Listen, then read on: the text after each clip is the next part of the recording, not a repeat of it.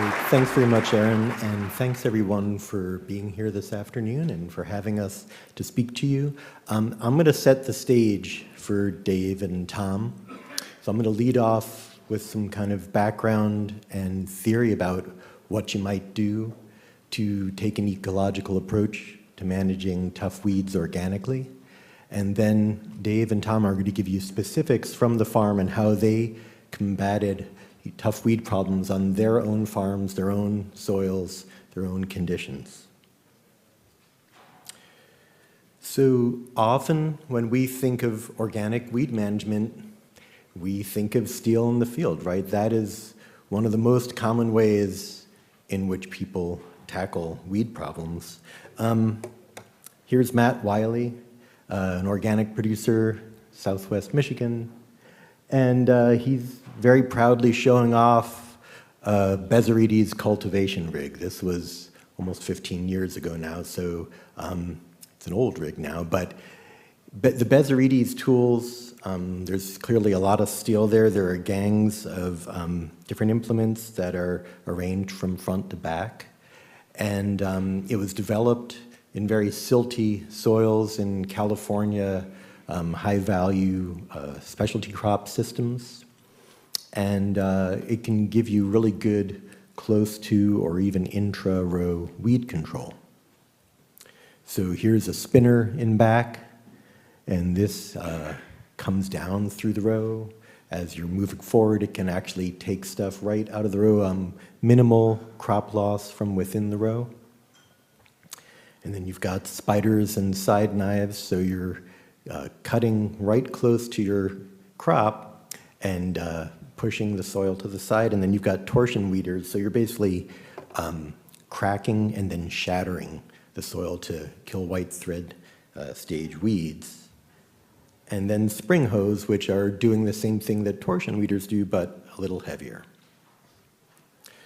So the reason that Matt was so excited about this rig is that it replaced a lot of hand weeding on his farm, right? So with the ability to control both inter-row, between the row weeds with sweeps, and then intra-row weeds with the spinners and the spiders and torsion weeders, he was able to get rid of a chopping crew at the end of the season.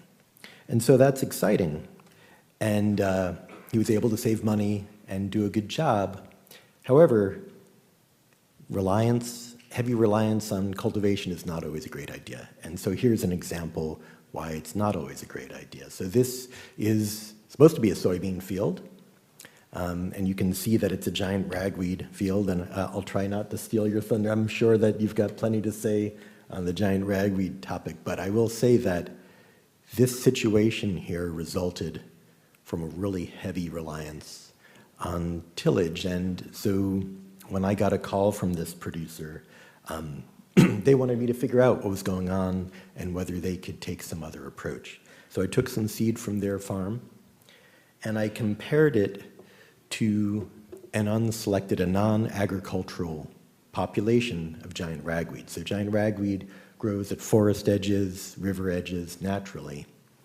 And I looked at the germination behavior of these two populations, and what you'll notice in the organic farm, which is the red, the germination dribbles on from early April all the way until late June. And that river accession came up in one large pulse and then dribbled off for the rest of the season. What the folks on this farm did with their reliance on that cultivation was that they killed off most of that early peak and selected on that tail, and they ended up with this situation with an extended germination genotype of giant ragweed. So they created their own monster weed on their farm by overdoing something repeatedly. So yeah, they were overdoing reliance on a variety of mechanical tools. So why might you want to avoid over-reliance on cultivation for weed management in your system? First of all, that weed species might not be a good target for cultivation. It might have that extended germination period or be able to be selected for that germination period. It might be difficult to uproot or potentially fragment and create a sorcerer's apprentice scenario where you chop it up into lots of little bits and then they become their own plantlets, right? You might have an incredible taproot that you just can't get out there. Another reason that you need to think about avoiding over-reliance on cultivation is that we are experiencing wetter and wetter springs over time. Last year was a case in point, but the number of field working days that we have where we've got really great soil conditions suitable for maximum efficacy of physical control is shrinking. So I had a grad student who did a backcast, found that it was shrinking over time, and then did a forecast using different climate models, and that amount of time for these perfect cultivations is going to be shrinking. So basing all of your strategy on that is also going to be a problem. You also have extra trips through the field, more time, more fuel, and in an organic system, it's particularly problematic to be too over-reliant on soil disturbance since you're trying to build soil quality, right? You're trying to grow the stability of your aggregates, you're trying to build secondary structure, and if you're coming through with a lot of soil disturbance, you're aerating those aggregates and you're burning out that soil organic matter and you're going to end up losing that secondary structure, which is what makes your organic soils so great. So one take-home message that I'd like to start with is use cultivation to tune rather than drive your weed management system. When I'm speaking to conventional growers, I talk about using herbicides to tune rather than driving their weed management system. But basically, if you put all your eggs in one basket, weeds are champion evolvers, and they will evolve away from that stress. So integrated weed management is not just a set of tools, it's a mindset. And IWM in organic systems consists of chemical tools, mechanical tools, cultural tools, and biological tools. But the most important thing to think about is a good prevention strategy. So think about how to prevent the buildup of weeds in the first place. And to do that, you need to think about what types of weeds are potentially going to be on your farm, in your cropping system, choosing appropriate tactics, building weed suppressive cropping systems. That's a big one, okay? So as you begin to think about your rotations and the crops that you use, different crops have different characteristics with respect to weed suppression. You want to be managing for the long term, and my probably most important point for building an effective ecological weed management strategy is that you want to spread your tactics throughout the weed life cycle. And I'll give you some examples of this in a couple of slides. So weed suppressive cropping systems, they prevent germination. That's where they start.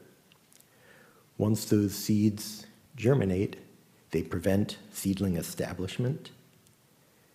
They reduce weed competition through strong crops and timing. And then weed suppressive cropping systems especially focus on reducing weed seed banks. And this can be done through reducing seed production, preventing seed return, increasing seed predation, and increasing seed decay. A lot of our main weeds, not all of them, but a lot of our important weeds tend to have annual life cycles. So here's a picture of velvet leaf, and you can see it starts off with a seed bank, then there's a seedling that germinates, we've got a seedling established, a juvenile plant, and then a mature plant that disperses seeds and puts them back into the seed bank. That seed bank is present all year long. Every individual in that population has to go through that stage. So for annual weeds in particular, targeting the seed bank gives you a one-for-one effect in reducing population growth rate compared to reducing those seeds. Here a little bit about weed life history. So a summer annual is a weed species that completes its entire life cycle going from seed to seed in a year. And summer annuals germinate in the spring, they grow in the summer, reproduce in the fall, die in the winter, and that's when the seeds are overwintering. So an example would be tall water hemp, velvet leaf, foxtail. Those are all summer annuals.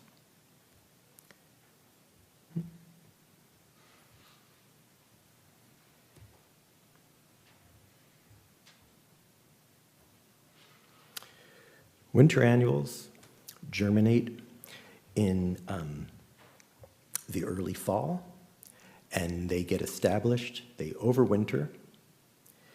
They overwinter as a dormant version, and maybe as a rosette or just a small seedling. They'll come up in the spring, grow in your spring crop, and then reproduce and die in the summer. So here's a mare's tail rosette, Conyza canadensis. So you might find with the winter annual weeds coming up in your small grains that were planted in the fall. That would be a common crop in which you'd find winter annuals, so like mare's tail would be one, for example, that you would commonly find. Biennials take 2 years to complete their life cycle. So they germinate, they form a rosette. That rosette is dormant, grows through a second spring, and then becomes mature in the following summer, and then dies after the second summer. Wild carrot's an example of that.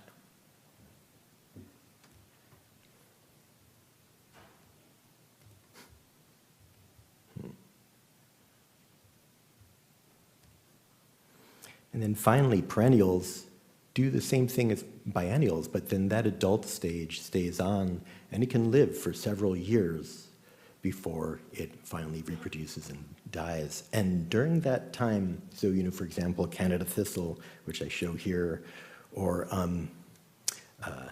quackgrass, these produce both vegetatively and sexually. And that creates two important types of management targets. So the vegetative underground organs contain a lot of energy. And so I think Dave will talk about Canada thistle a bit and how to deplete the energy in those underground organs. But at the same time, you have to watch out that if you're targeting those underground organs, you're not chopping them up and spreading them, because that can be a recipe for disaster. So as you have different life histories, you have different management targets. For annuals, seeds are the most important. For biennials, rosettes and seedlings end up being more important. For perennials, rosettes and seedlings are the most important. Seeds are actually way down in the hierarchy for perennials. So for perennials, you're really targeting the energy that's represented in those rosettes or those underground storage organs. As you're creating your rotations, you want to think about disrupting the life cycles of your weeds. And so this is why it's so important to know which weeds you've got on your farm. You need to get very familiar with your weed community. A community is comprised of many species. It would be a good idea, if you don't have one, to get yourself a weed ID guide so you know whether you've got winter, summer annuals, biennials, perennials. And so what I'm showing here is how the crop management cycles, so those are in green where the crop is growing, correspond to the life cycles of different weeds. So for a summer annual crop, in this line right here, I've got a summer annual weed growing in parallel with that crop and then being terminated. Well, that circle represents it's reproducing just before the crop is terminated. For the winter annual, since you've got some seedbed preparation here, that winter annual gets terminated before it can actually reproduce. For a winter annual crop, you have the vice versa situation where the summer annual weed can't reproduce, but the winter annual weed can. In a perennial or biennial crop, depending upon whether you're taking cuttings or managing it other ways, you can knock back the weed growth and their reproduction quite a bit. A key principle in designing an effective ecological weed management system is to target every single stage of the life cycle. You can't kill a particular stage more than once, but if you spread your management time throughout the year, you can have a tremendous effect. So in this next slide, this is a figure from a book that I led the writing of about 15 years ago. This is called Integrated Weed Management, 1 Year Seeding. It went through a few public press runs, and this is a link to a free PDF of this. It's about 120 pages. I think Harriet's going to make these slides available to you.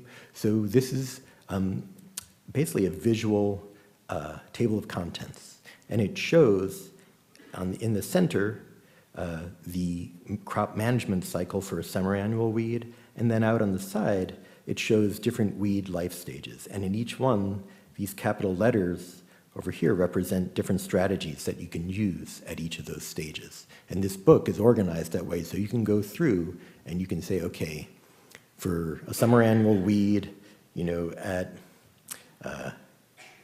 seedling emergence, what can I do? And then you go to C and you see some chapters that focus on those tactics. So I'd encourage you to go take a look. It's free, and you can use it to help in planning your strategies. Another really important thing is to use a diverse set of tools. And yes, this is a spray broom from a conventional operation, but some folks in organic systems are using vinegar, acetic acid, so that I wouldn't recommend relying only on vinegar, but it can be potentially part of your strategy. Here's an old version. This is back in 2002. This is Dale Much's old roller crimper. I just saw a really great one over there today, much fancier than what I've got. Don't forget the biological forms of weed control on your farm. Seed predators can eat anywhere from 40 to 90% of the new seed rain produced by weeds in a season. You have to treat them right, provide them habitat and cover, and avoid too much tillage, but you can have a tremendous amount of weed control from them. And I'll just finish off saying that managing weed seed banks is a really important part of what we do. I've got a ton of slides that we can talk about later if somebody wants to learn more about kind of precise methods of controlling seed banks.